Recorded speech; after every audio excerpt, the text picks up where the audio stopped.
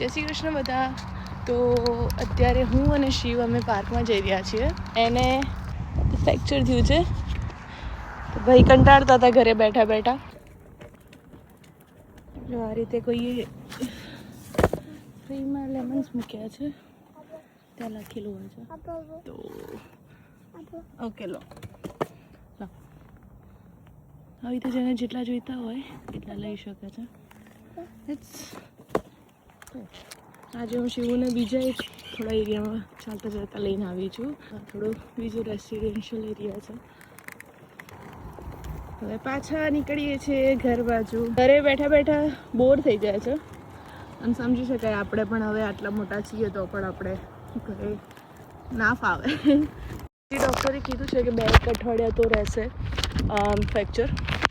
ઘર તરફ પાછા જઈએ છીએ અમે.